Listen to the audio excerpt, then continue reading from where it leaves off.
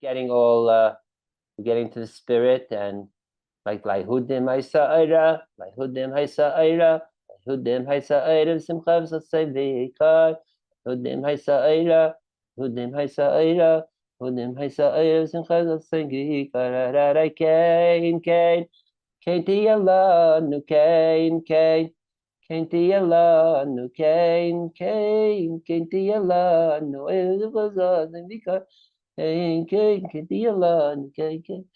All right.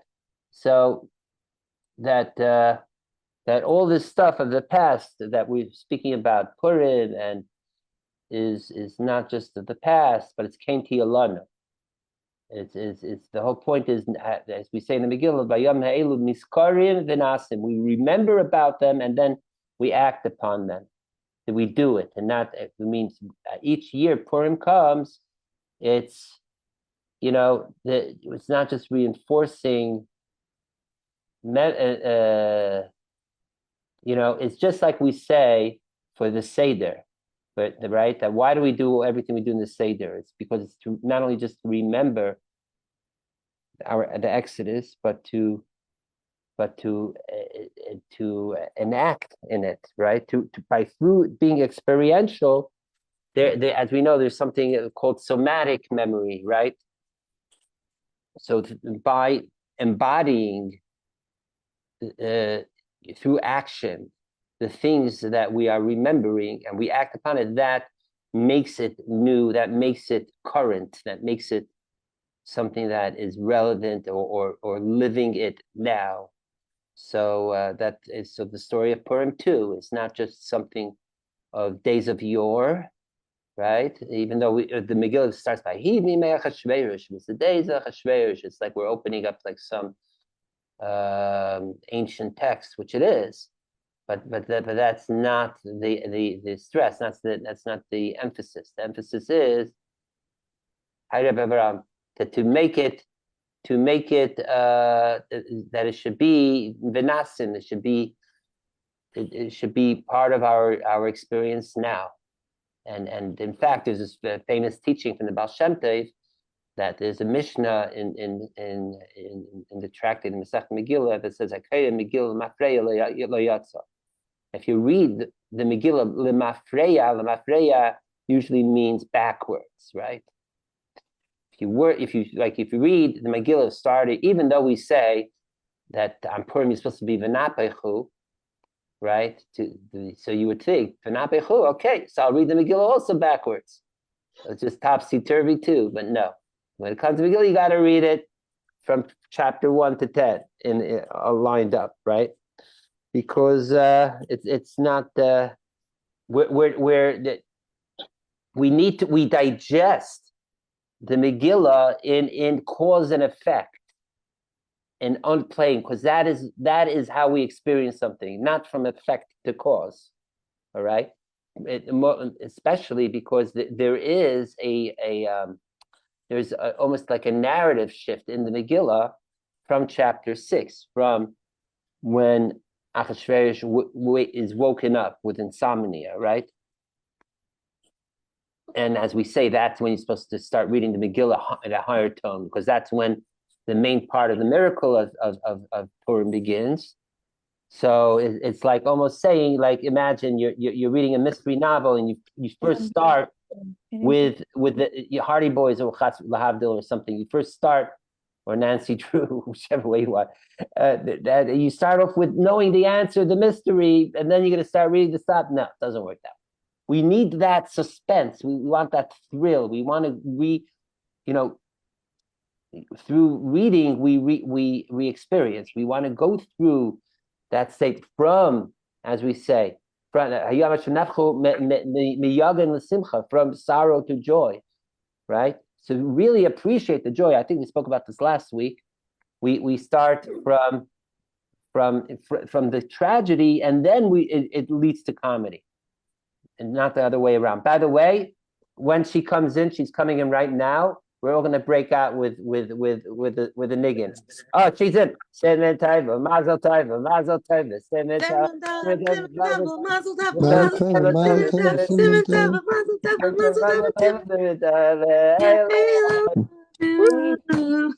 Yeah,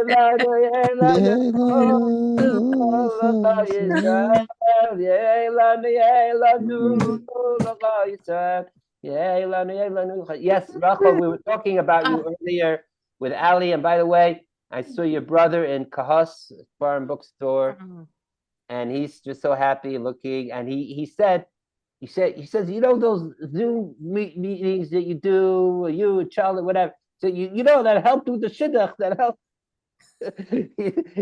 like he sees that like you were in touch with Ali through these programs and all that, and that led, it's again like this, like a Megillah story, cause and effect. One person meets another, and then the word goes, and then you take a trip somewhere, and then you meet someone else, and before you know it, you go to the Ohel, and you're chassid. And and just to link it with of course with Purim, which is the MO of tonight and for the next few days.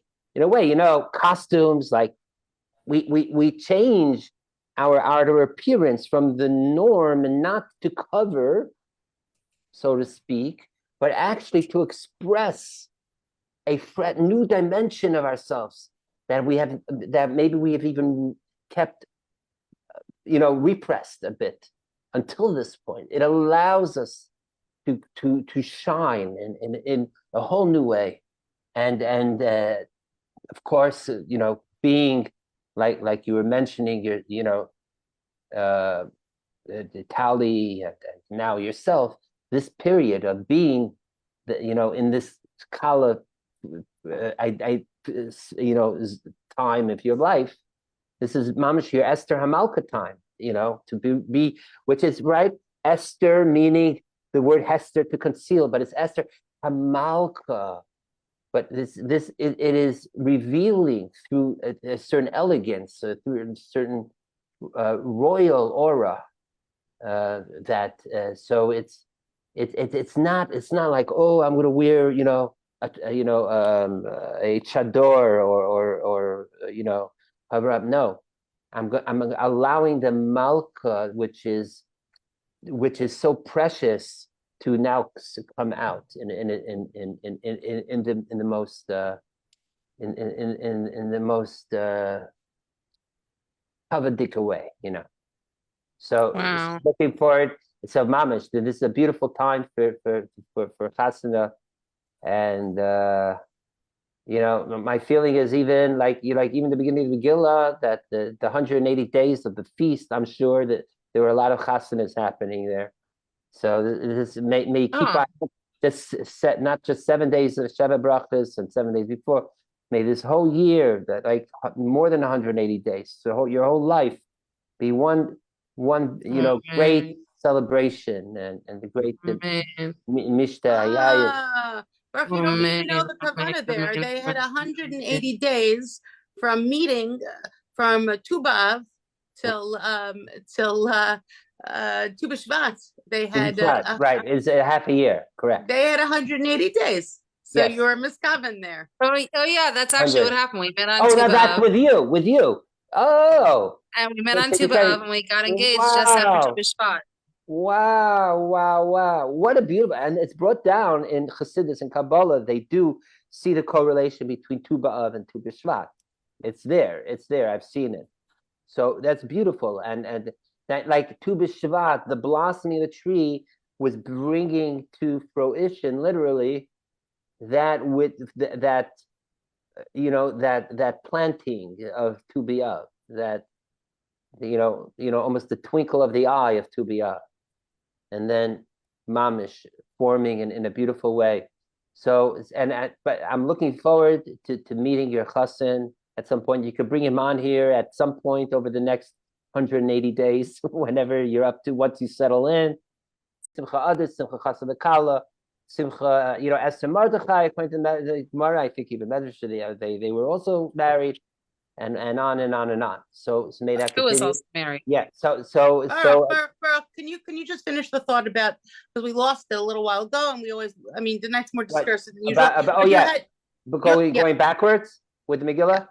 Oh yes. So this going backwards. So first of all, we don't want to. I don't know if you've seen this film called Memento, where the whole technique of the film is like going backwards in memory. So it's interesting. So you get to the point that it's played, but usually even though it's v'napechu, but we're using a unidirectional narrative of the Megillah, and that's what we relive, going from the low to the high, right? From the Gzeira, from the decree against the Jews, and it's just the first few chapters till the salvation thereafter. So there is a reason we like to go straight. So that is not to read. That's what the Mishnah means, not to read the Megillah backwards in chapters. The Baal Shem Tov's additional vart to this is Hakayim Megillah Mafreya. If you read the Megillah as if it's something from backwards, like from in the past, then lo yatsa, you do not fulfill it. That don't read the Megillah like an ancient text or something, but embody, see how the story of Purim is relevant to my life now in year 2024, year 5784, and on and on and on. And by the way, I do want to mention before we go on, that also last night at 11:06 p.m.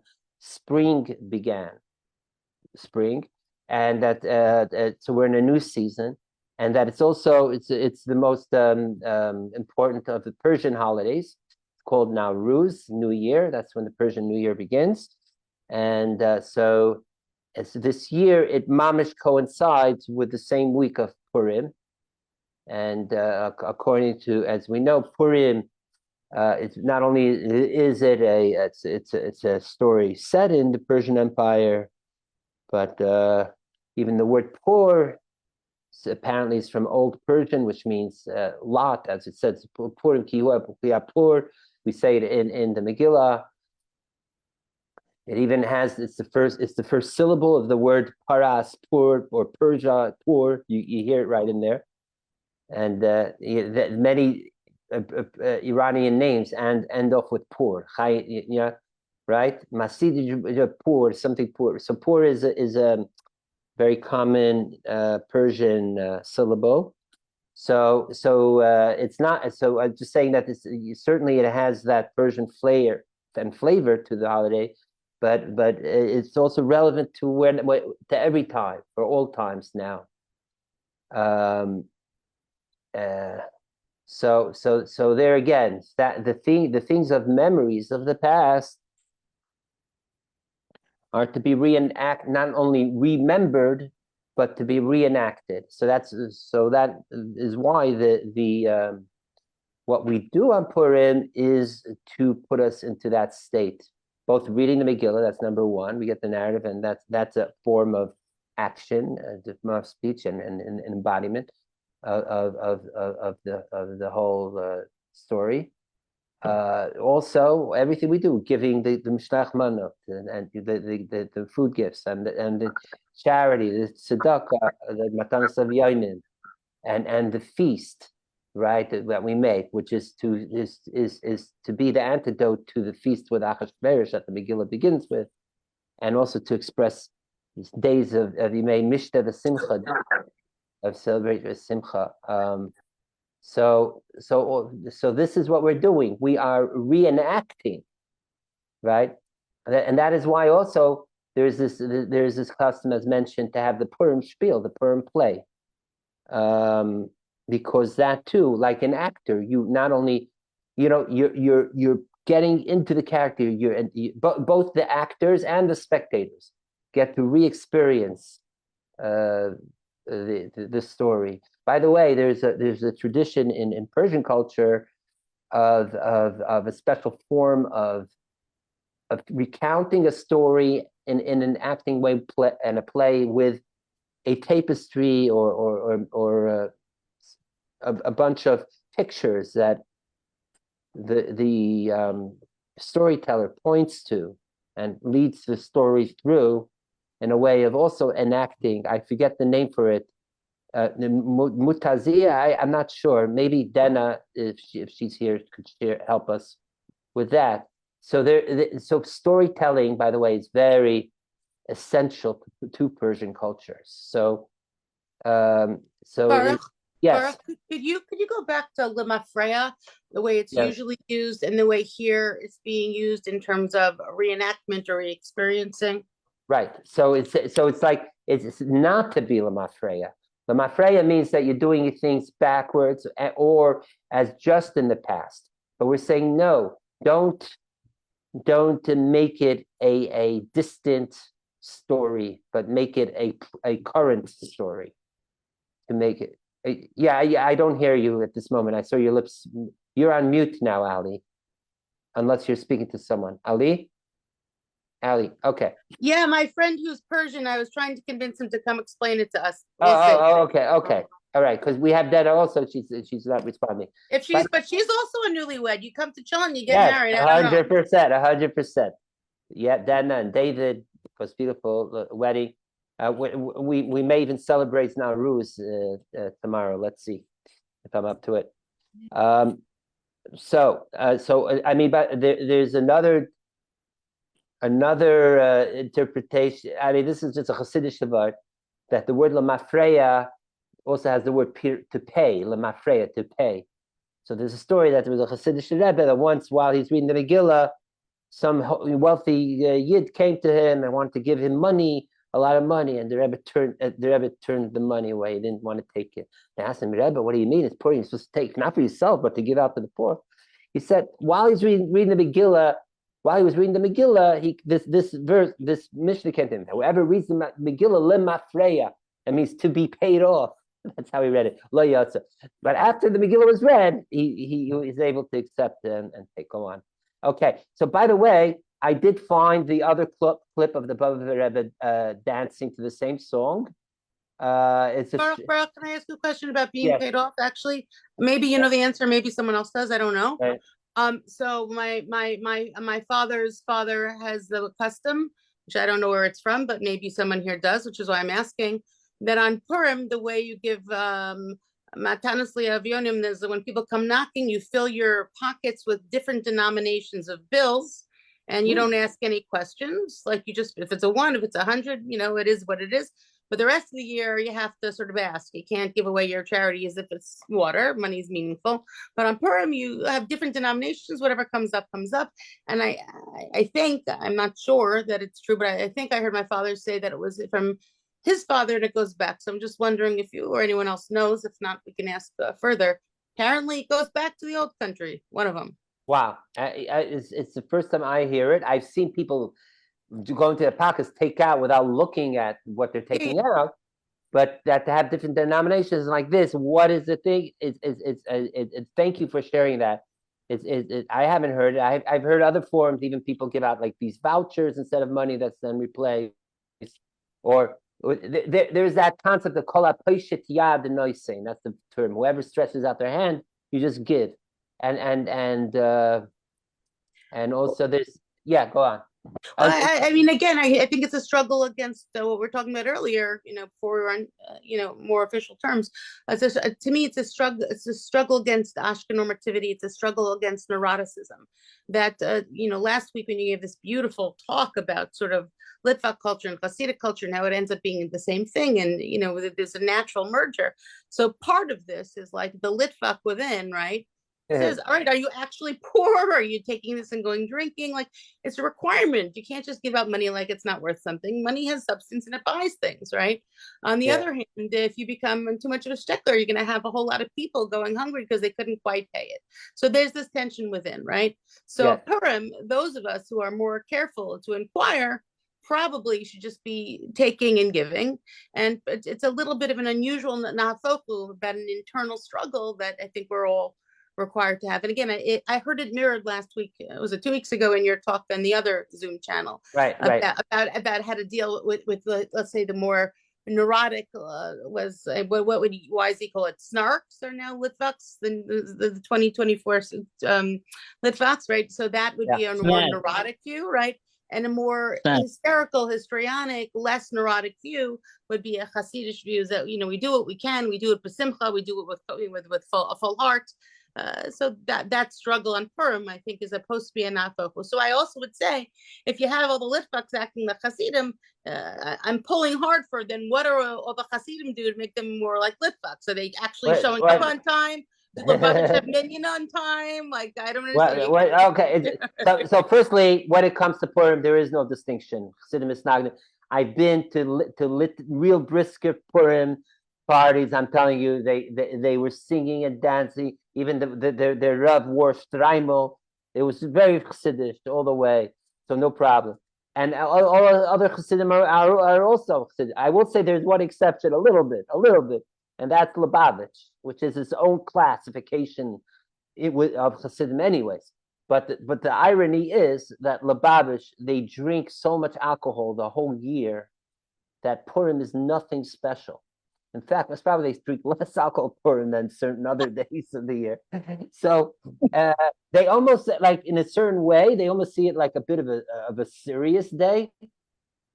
Plus, they're doing so much outreach. They're running around, reading Megillas, going to old age homes, doing, very busy of doing the mitzvahs for others who don't have the opportunity to do mitzvahs and all that. That I remember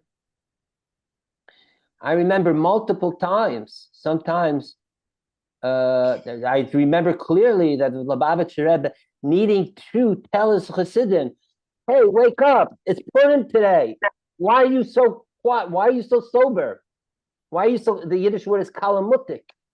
Go out the other, get drunk, get drink, and because also at the end of Yom Tiv, when it's normally the meal, there's the Rebbe's Fabrenget, so you don't want to get too drunk because then you can't follow the Fabrenget. So and you're running around reading the Megillah. So basically, it's almost ironically a sober day for them. They need the Rebbe to push to drink and all that to get Adalayada. So I would say that's the exception.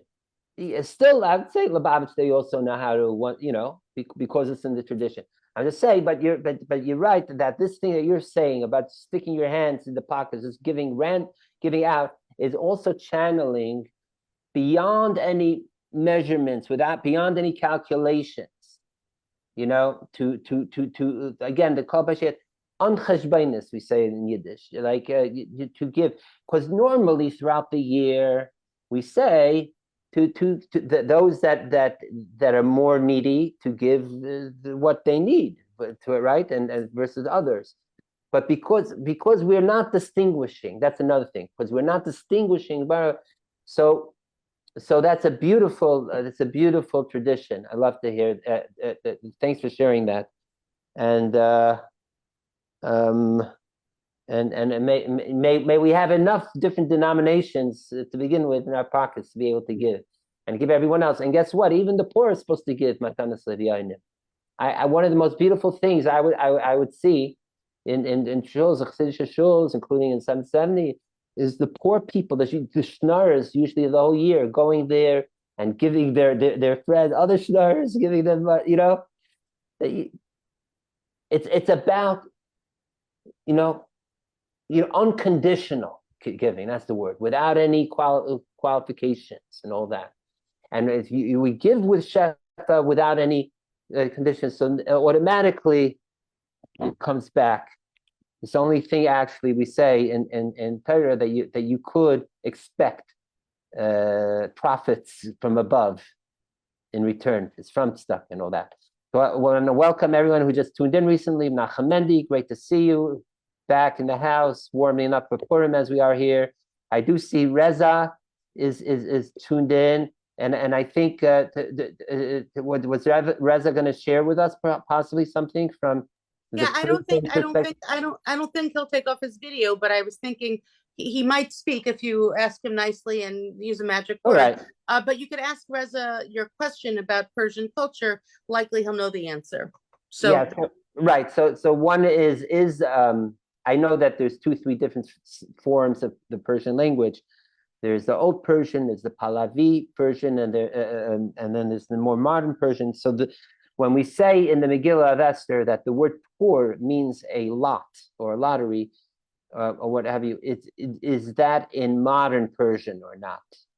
And what is the word for goral of Hebrew, which means a lot in modern Persian? Whether Reza or Dena, who's on, if either want to tune in and share with us, that would be interesting. Dena, you want to say? I think I hear you. Yes, thank you. Hi, everyone. Happy Nowruz. Happy Nowruz. Spring equinox to everybody.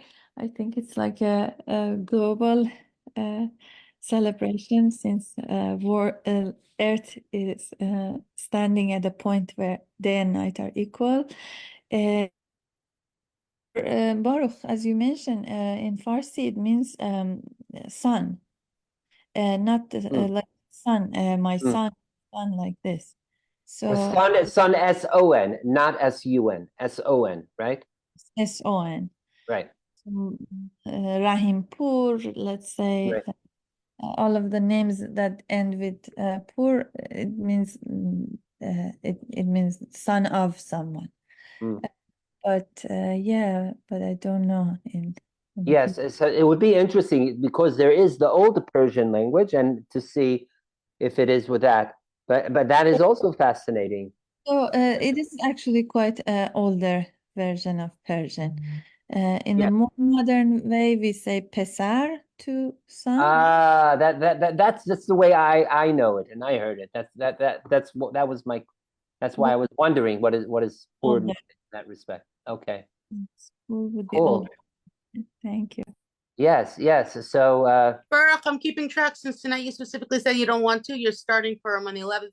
Your other question about Persian culture was something around a reenactment and a tapestry. Yes, right. So then what do we call the storyteller who says a story with a certain chant, and behind him he has a big like tapestry with the pictures of the story, and he points at it as he's saying the story.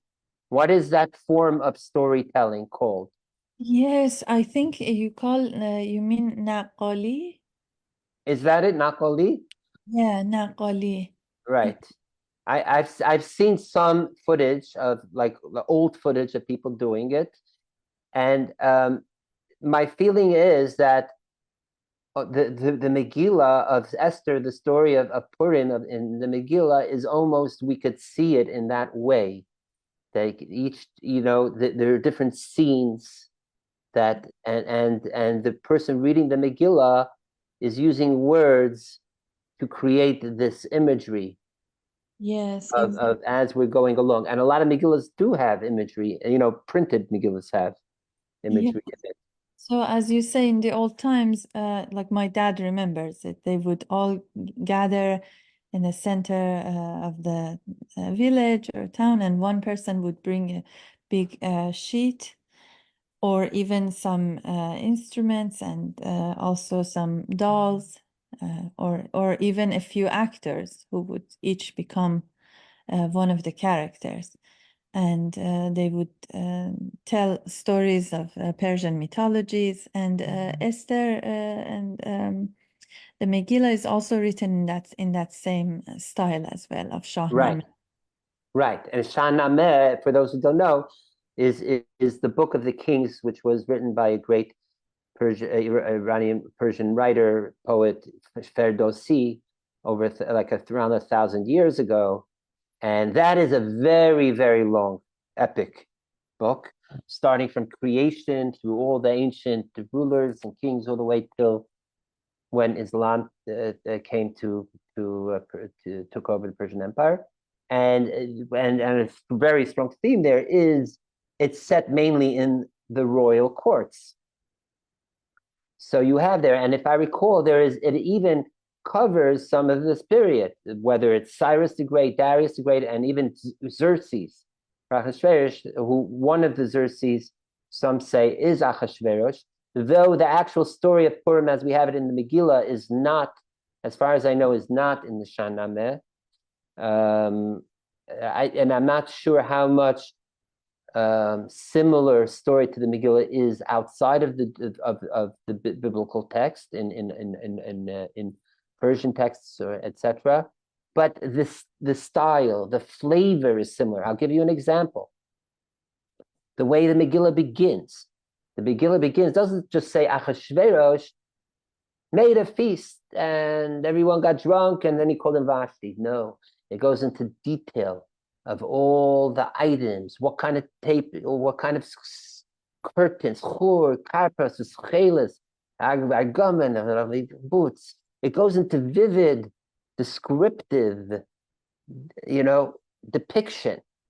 That you could almost start seeing it with the picture of how royally bedecked it was laid out, and all the different types of drinks and the table spread, and then everyone lavishly, spread out. So, which the Bible doesn't do that much usually. But that is capturing some of that majesty that is then echoed centuries later by in the Shahnameh and in other royal epics, Persian epics. Okay, I see. I think Yossi, the birthday boy, has his hand up. Did you have anything you wanted to ask? Sure. My birthday is over, but I just wanted to say that I'm going to post the article, but the link to the article whenever after Baruch is done, you can link to it. But Gil Student wrote a response to a certain skeptic who wrote about, that the Megillah Esther is a fanciful, romantic, whatever, make believe.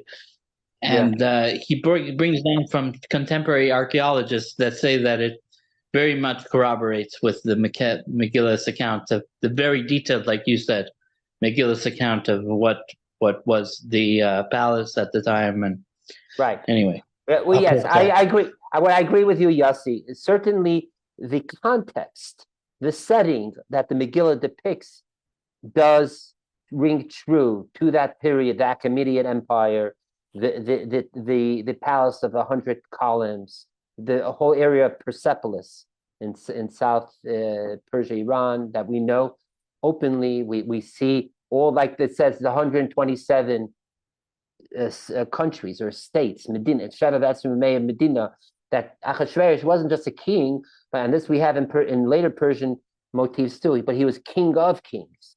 They called Shahanshah.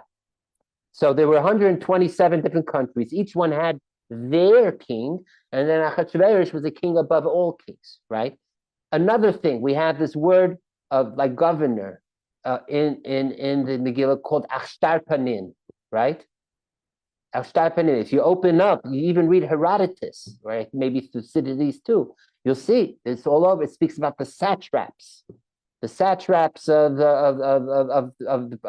the Persian Empire, which is almost definitively is the same as Achshtarpanin, right? The idea that they had swift messengers, that Haratzim, right? The Yatzim B'Violin were able to spread the letters of Haman, of the decree, or Nachashverosh, this quick communication between all these countries totally fits, because it, before even the Silk Road or even what have you, or whatever, even better in a way, was the Achaemenid Empire had something called the Royal Road. They're the first ones, and the Romans made their form of it centuries later.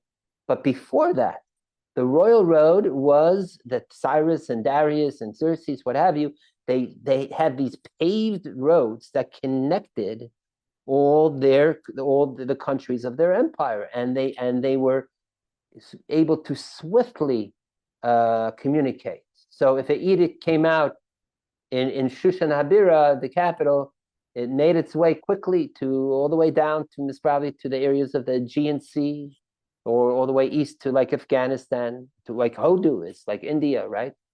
till Kush, which is Ethiopia, down even, and that also fits. Remember about Kush? Why? Because you know that the extent of the Persian Empire, and this is even in Herodotus, Darius did take over Egypt at some point. So, which is right above, right? The Egyptian the country empire goes all the way to where's the source of the Nile River is right there, Ethiopia. So I agree that the geography, the royal realities, right? Again, in the palace, you go if you go to Persepolis till this day, you'll see that there's these steps you go up, and on the side, on the frieze, there are depictions of all different nationalities from different countries of the Persian Empire coming to give what's the word? Not only obeisance, to give honor to homage. Homage, right? Thank you, Giza. to the King of Kings. And if I recall, in those depictions, which are beautiful and depicted now, I think you could tell that not only are there like lower class, like slaves, but I think there's even upper class there, maybe even the many kings of that time, of that specific regional country, paying allegiance or homage, as you're saying, right? So, is there a consensus amongst the Midrashim that Achashverosh, in the literal sense, is there a consensus amongst the Jewish commentators that he really ruled over the entire world? Well, as much of the known world of the time. In the world. Huh? Yeah, I don't know. Like, let's say, Hodu Kush does not go as east to China, right? Hodu, because China's east of Hodu, Kush is the other way. India. Are they aware of, right? Let's say Hodu Ad Kush means including India, as far as India stretches to the east, which let's say it even includes what we call now Bangladesh and Burma, blah blah blah. But China was always this distinctive country going back even to the biblical times, as far as I know. So it's a good question. And like, what are the biblical origins of Sin, as it's called in Hebrew, China, and if that was inclusive? Others would say doesn't mean Hoda Kush, that actually Hoda Kush is close, but it means everything around. Basically, it means the whole known world. That's the way it's mentioned. So I would say another part, even the way that they depict the royal throne and the throne room in the palace of 100 pillars, which incidentally Alexander the Great either intentionally or unintentionally burnt down, but you could still see the pillars, some of them at least, some are even standing, others knocked down till this day. And there are those that have done 3D modeling of what it looked like. And there was a grand throne. Once you came into this big majestic room, it was to project absolute monarchy and to create reverence to the king on the throne. And we know, like, there's a famous Targum Sheni, famous midrash that depicts that the throne that Achashverosh used was actually the famous throne of King Solomon, right? Which was an amazing, not only beautiful, made out of gold and all that, but it was a great mechanical feat of 7 or 12 steps, I forget already. And each step there was pairs of different animals.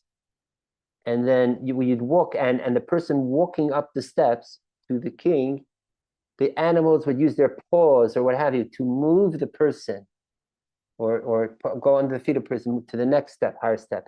There was almost I forget the name of it. They had this in the 1800s, like this mechanical, like puppet things that worked with, right, like with wheels behind. I forget the name of. If anyone, they were animated. Yeah, like these animated, pre-robot type of artifacts, like almost like toys. And then you would go up to the front, and then there was like this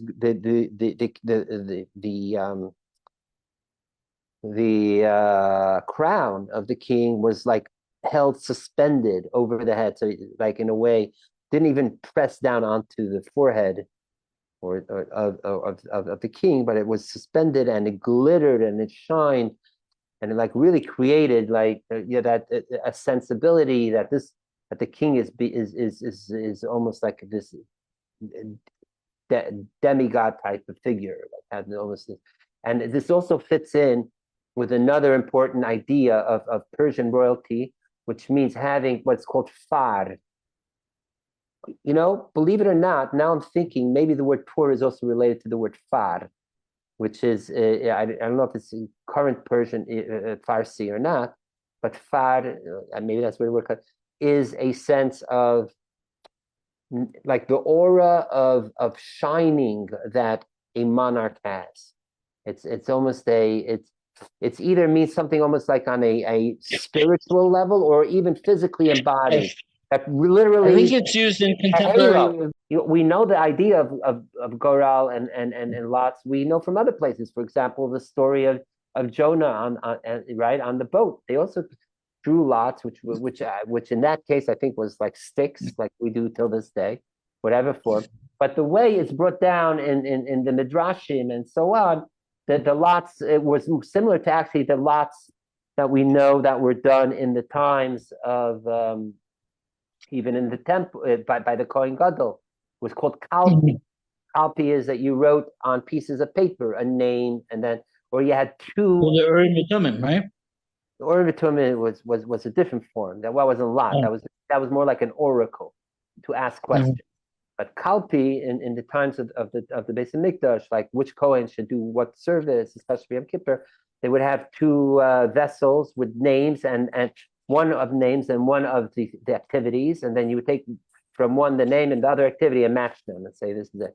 So it seems like, let me just see as we speak if I can see how the Medrash describes it, but that may have been the hipil por. It's interesting. We use the word hipil. Hipil means to fall down, like hipil, like almost like it fell down. Hipil por. And maybe the word, I'm just speaking, as we're talking, exploring as we're doing it. Maybe the verb of hipil is a bit of an indication how the lot was drawn. Because we say draw a lot, that means to pull out. But the word in the Megillah is hipil, which comes from the word no fail, to fall a lot. So maybe it was something that you had things, papers, let's say, Haman, like what month, right? And maybe it had to do with what fell down and what, or something. And then you knew that was it. I just wonder, Baruch, on your understanding. One second. It almost reminds me of like you do bingo. Bingo with the balls and then it flies and then a ball falls and then that's it. Okay, go on. Sure. Or dice where you throw them down. Dice. Oh, very good. Or dice you throw it down. The Kabbalah and Chassidus, they actually speak. They go into detail a lot of this idea of the lot of the poor. What does it mean?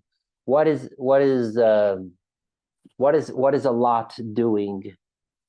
Right. So usually we say that if I to choose, right? So if I have two things, let me ask you, what do you think is more absolute choosing? To choose an apple from an orange, or to choose from two co-equal apples? Which one to take? Which one is more choosing? With let's say impartial choosing, let's call it. Assuming that that someone likes an apple, either apple or orange better. Okay, I'm giving away half the answer, right? Obviously, if you have two different things, so that's not really impartial choosing because I have my predisposed preferences. I like an apple better than an orange, or an orange better than an apple. So therefore, I'll choose the apple over the orange, or orange over the apple. So that's not real choice. But if I have two things that I like co-equally, two apples, two sugar lady, what's the ones that everyone loves these days? Yeah, same exact size, same pressure. Now, which one to choose? So now it's not based on any of my preferences, not based on my calculations. So then something else could play in. It's just either we could say randomness, I'll take the one on the right or the left, no difference. Or I could say, in general, I like going for things on the right always, all the time. So I'll do it this time since there's no difference, right? Okay. So when we're doing that or even not, or even if I say I'm just going to be random. So what are we doing? We're not using our personal proclivities, our personal calculations. We're leaving it up to something like almost like a will. It's like to something. I want an apple, or I could, let's say I could only take one. I can't have both. So I'm going to take the one whichever one. I'm just going to leave it up to, again, the word fate to take the one. Good. So what are we doing now? We're accessing a place, an area that's beyond calculation, beyond any specifics, right? So that similarly, we like saying in the ancient teachings is the idea of a lot. We're saying that I can't really choose, or I don't want to choose the qualifications of one thing over another. So I'm going to leave it up to fate. Whatever, I'm going to put my hand in the bucket of names. I'm just going to pull out whatever my hand touches first, right? So we're not using that area of interest or whatever other forms of calculation of it. We're leaving it up to something higher for us.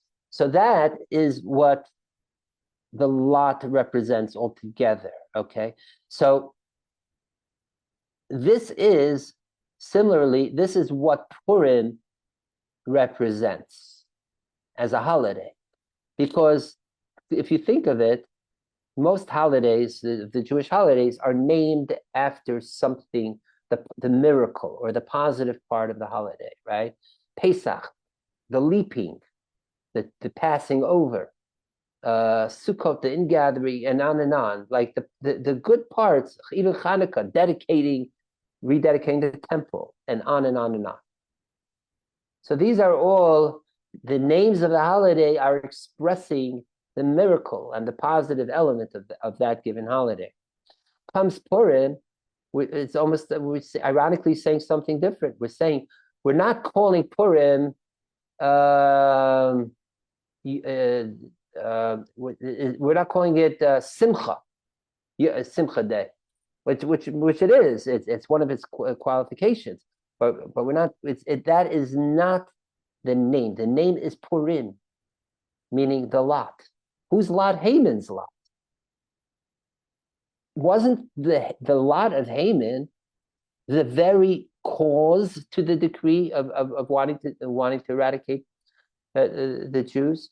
Why are we naming the holiday on something of that negative setup of the holiday? It's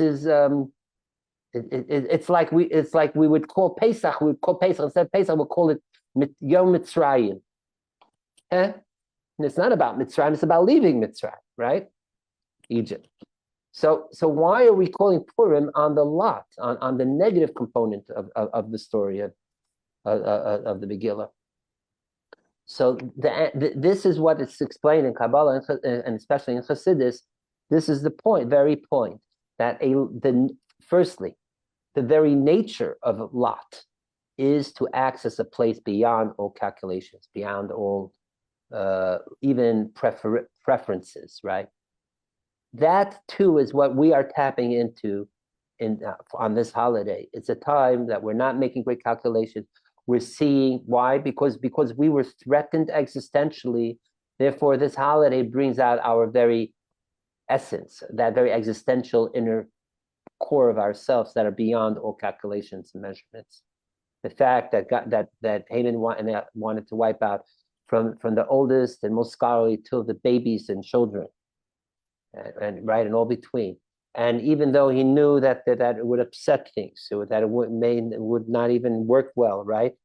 Like throughout history, we know this too, that certain countries, in Europe especially, wherever they they exiled the Jews, the economy suffered, even fell apart. Why? Because the Jews were an essential part of the economy. For whatever, not to go back to what we were speaking before we came online about the certain stereotype depictions of Jews, or even certain jobs Jews had in medieval times, let's say, and on and on.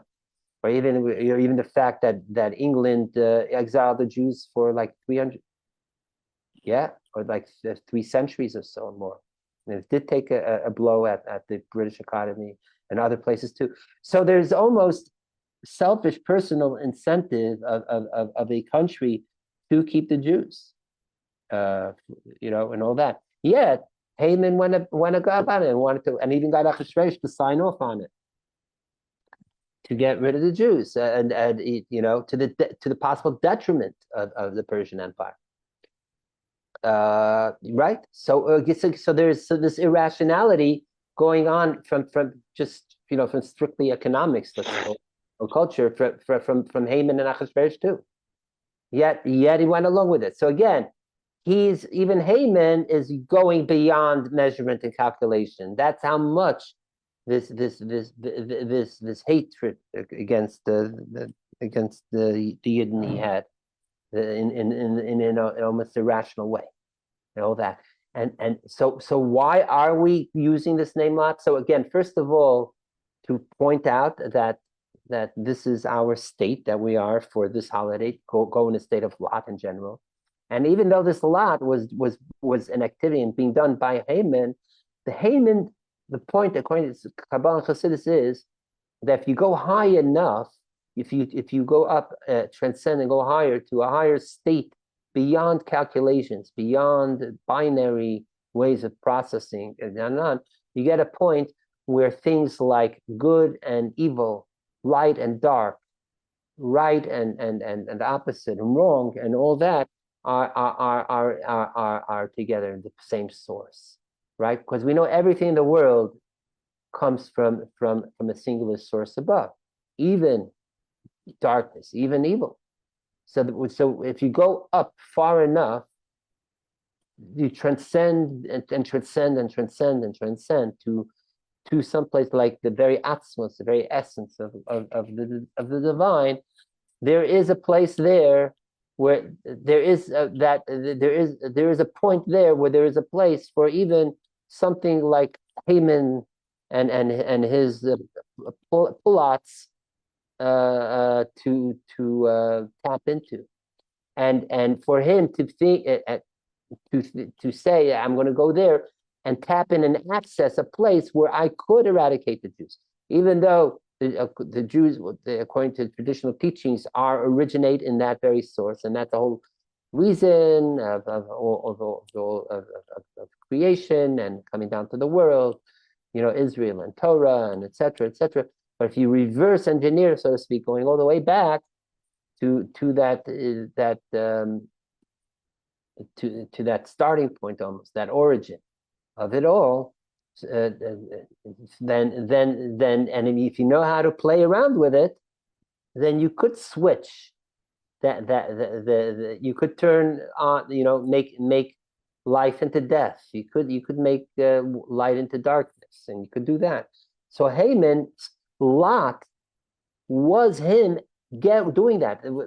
Haman was similar to like we say Bilam, who's the Gentile prophet, right? That even though he was a Gentile, and even though he was a terrible person, and even though on and on and on, yet Bilam was able to access prophecy and channel divine stuff. The question: how could he do it? How could you say Bilam, who represents darkness and klipa, as we say in Kabbalah, how could he be a prophet at the same time? Hey, Yankee, let's see. How are you? Yeah, it's been a while. By the way, your hat. Thank you. Yes, we're getting to Purim mode and getting ready for the great shindig at Gaya Namaya. When is it? Saturday night or Sunday? Shabbos, yeah. Saturday night it is. Okay. Yeah. We got to do. We're to have it. It does depend on how I feel. I don't want to speak about it now in public, but you catch my drift. Yeah. I may have to do certain things medically that I don't know how it will affect me, but assuming I'll be fine. But it's well, love to be Adonai Yoda with you. Beautiful. And Looking forward. shout out to everyone here. That Yankee is and the Townhouse Minion does a great Purim gathering party in Brooklyn on Flatbush Avenue in a place called Gaia Namaya. And if anyone's interested, do contact me. Let me know, and I'll tap in with you. Your brother just slipped out again, but okay. So good to see you, and yeah. So it's been a while, and yeah, keep it. I'm keeping rolling here. So okay, I'll call you. I'm gonna just mute myself. I'll call you tomorrow. All right, great, fantastic. So this notion that even people that represent the most evil, difficult, iniquitous, could still be tapped into the highest realms of divinity it goes all the way back to even the times of Moses, like we said, Bilam, and so on. So I know Yossi mentioned earlier things like the Nazis were into the occult and things. Well, not to give too much value or power to those occult things that they did, and there are programs online you could listen, especially Himmler. Heinrich Himmler was very into it, and Göring too. They even built a whole castle, and they had a whole secretive room, and they had their own forms of witches and fortune tellers, and it was very creepy, very, very weird. So how do I put it? Yes, it was totally dark and maybe even false, but hypothetically, it could be that they did have access to something. Who knows? If again, if Haman and Bilam at least were able to. So my only thing is, probably, Himmler and Göring, as bad as they were, I would say they weren't even on the level of Bilam and Haman. Okay. And all that. I did see a talk in Lubavitch Rebbe not long ago where he speaks about the Haman of our generation, which is Hitler. See, so and that's something that is common. By the way, the word Bilam, while we're on it, the word Bilam is similar to Amalek. There's another thing. Amalek has the letters Ayin Mem Lamed, right? Amal, which means like toil, but negative toil. Amal oven, we say, toil of iniquity. The word Bilam has also Ayin Lamed Mem in it. The only difference is Amalek has a kuf and Bilam has a base. So the Amalek with the kuf, which represents klipa, like the dark areas, and also we spoke about a few weeks ago that the letter of the month, so to speak, based on the book of creation, Sefer Yetzirah, is kuf, and we spoke at length what does the kuf mean. Both kuf, the fact it's like monkeying, like the literal word kuf means monkey in Hebrew. Monkeying, not being human, just acting as if you're human. You could say that is also similar to these type of witchcraft, or you could call totemic rituals of the black magics. You could see the long work by Fraser. It's called The Golden Bow. He speaks about things like this, about mimetic rituals, like, let's say, like Obi or voodoo is an example of that, right? So you could see that. So that may, so that's represented by kuf. The kuf also represents klipa, like the darkest areas, the three impure realms of klipa, the husk. That's Amalek. So right, and then Bilam is related to that. Instead of a kuf, has a base, because base is a more positive letter because he is a prophet and all that. And he ultimately, base stands for the letter bracha, blessing, because Bilam does eventually bless the Jews, even though he wants to curse them, and on and on. And again, just a reminder that the Shabbos is the time when we do, again, read about Amalek, to remember to wipe out, okay? So that's another thing. Some people think to wipe out is to forget. But the teaching is here. If you forget, then unfortunately what happens is it could happen again, and then right, and then you're gonna have to try to remember. So there's this sort of irony that to remember to wipe out, because wiping out doesn't mean erasure of memory, it means erasure of the thing itself. But it's like we say, never forget about the Holocaust and things like that. Yet we do get eradicated anything related to Nazism, let's say. So this again is the sense of this is the connection of Amalek with Bilam and with Haman, because it says Haman is the descendant of Amalek, right?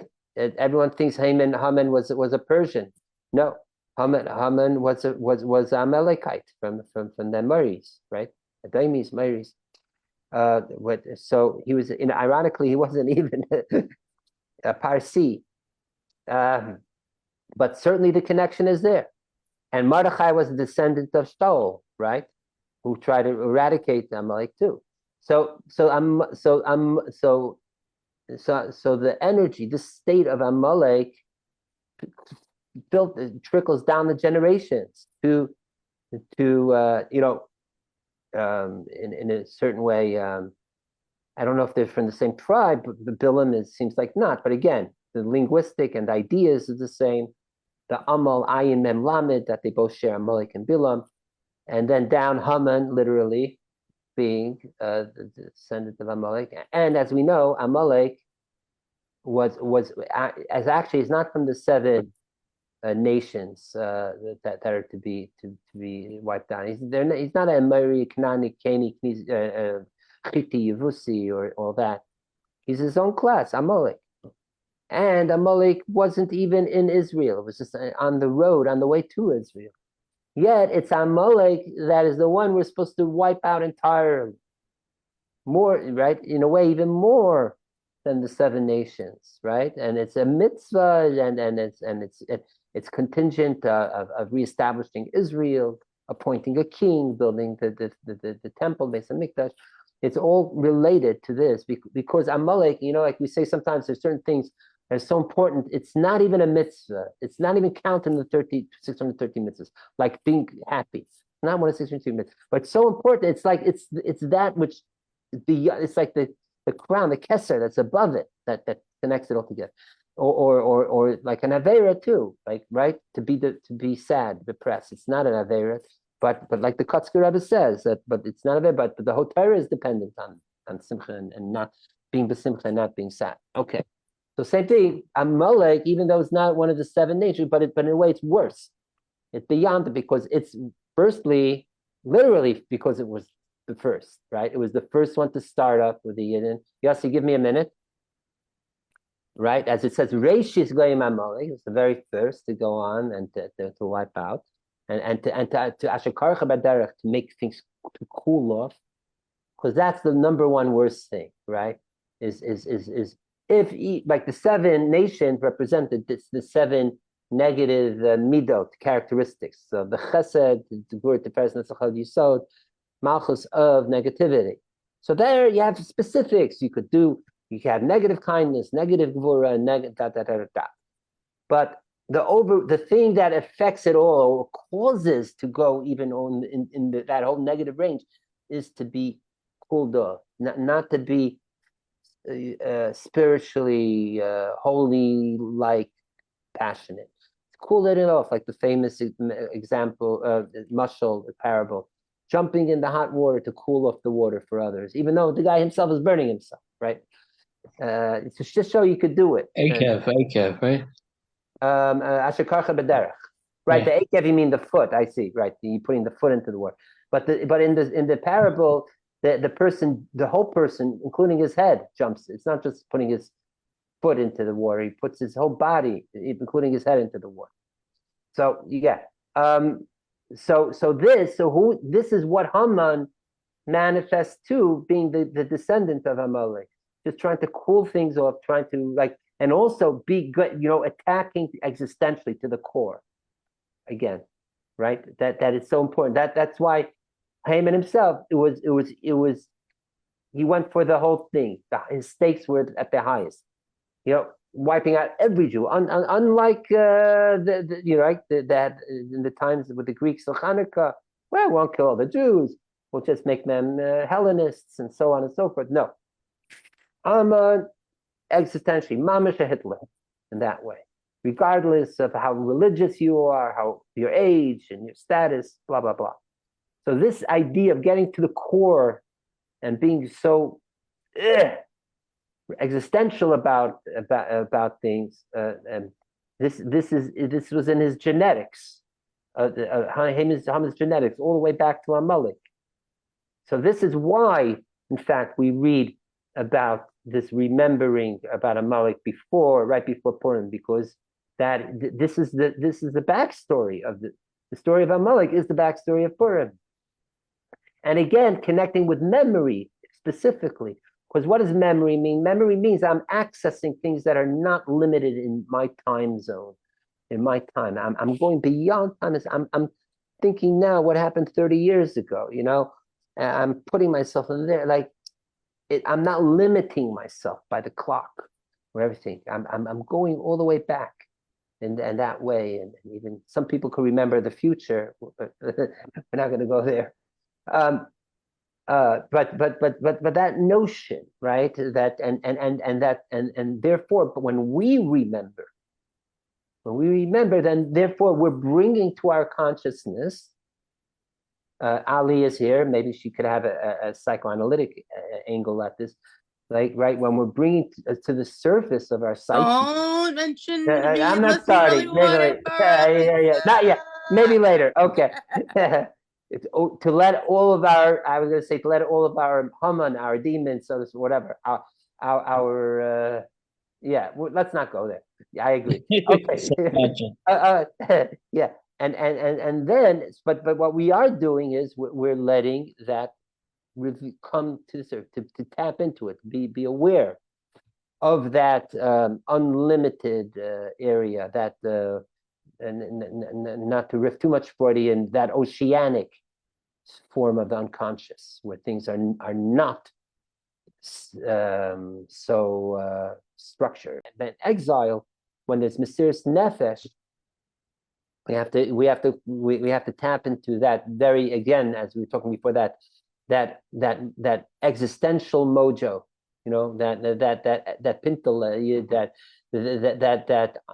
like the 18th chapter of Tanya, that the very essence, that even the most unaffiliated, most secular Jew will give their lives, but when on the line for the. Sir, I don't understand the point. Can you repeat the point?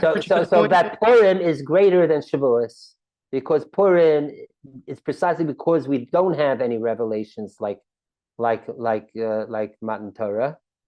It's precisely because it's so dark, yet we are tapping into something so deep that is beyond even revelation. It's the very essence that's most hidden within us that we express through Mesiras Nefesh of being being Jewish, living Yiddishkeit, and that was the state of the Jewish people during Purim. That they were not in the Holy Land. They were. It's the verse. We were slaves under Achashverosh, and it was Dafka in Galus, and Dafka there. Unlike, like I said before, unlike the other names of the holidays, Pesach and others, they're saying the things that they're liberated, that they're beyond. And in fact, even after the miracle of Purim, it's not like they went back to Israel, but they were still stuck in Persia. It's like the verse Akate Abed now. They were still under they were subservient to Achashverosh. So it's precisely when being in the state when there are no revelations, and you got to find it from within, deep within, not rely on some great, shining sun from the outside onto you, but you got to tap into the inner core shine that may be dormant. But so in a way, the miracles happen in a naturalistic way in the Megillah, in a naturalistic way where you could, if you were a skeptical rationalist, explain it away completely, and yet you had to sort of tap into the essential Yid to understand the miracle. Right. So, and that's exactly the point what you're saying, that it wasn't disrupting any nature. Nature stayed its same. but within that almost non-revelatory state of everything is in its natural course, yet yet the miracle happened. You didn't have to, it wasn't the supernatural wasn't limited just to a state of revelation. That's the point. And thank you everyone who was following on Facebook. And maybe we didn't go so much deep in and spend time all just on Torah or things as we do maybe other times. But again, as I said before, we created a deep original perspectives and insights in Torah. And of course, there's so much more to say because Purim is one of those holidays, endless. Like there's like this Sefer book has all like the midrashim and things about Purim. This is also on the Megillah, all the original sources. And then the book of the Rebbe has 50 Hasidic discourses, my Marim, that he said over the years for Purim. And then I just purchased today a great big volume, a nice one called Eitzem Mefarshei HaMegillah. It's a compilation of all the commentaries on the Megillah, all from the earliest to latest sources. You look here, this pasuk, just one pasuk goes, who knows how many pages, and on and on. So it's endless, the Megillah. Even though the Megillah we know doesn't even have God's name, right? The closest thing is we have Hamelech, the king, which actually is Achashverosh. But as it's brought down in Kabbalah and Chassidus, that means it's greater than even a name, even greater than God's name, Yud-Kei Vav-Kei.